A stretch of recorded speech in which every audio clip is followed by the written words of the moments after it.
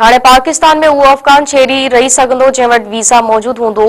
वज़ीर आज़म शहबाज शरीफ़ जी सदारत हेठि इजलास में फ़ैसिलो थी वियो आहे। पाकिस्तान में कंहिं बि शख़्स वटि अफ़गान शहरी खे पनाह ॾियण जी इजाज़त न हूंदी।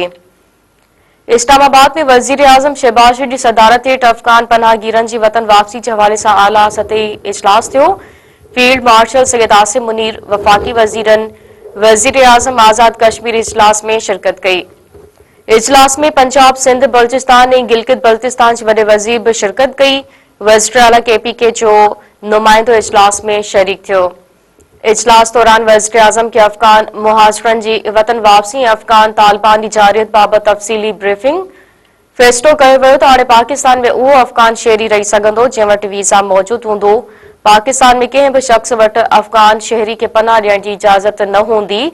वज़ीर आज़म शहबाज शरीफ़ चयो आहे त केतिरनि ई ॾहाकनि खां मुश्किलातुनि में वरतल अफ़गानिस्तान जी पाकिस्तान हर मुश्किल वक़्त में मदद कई। पाकिस्तान दहशतगर्दी ख़िलाफ़ जंग में हज़ारे क़ीमती जानियुनि ऐं अरबी डॉलर जो मुआशी नुक़सान बर्दाश्त कयो आहे। वज़ीर आज़म शहबाज शरीफ़ चयो त हाणे अवाम सवाल करे थी त हुकूमत केसिताईं अफ़गान मुहाजिरनि जो बार बर्दाश्त कंदी।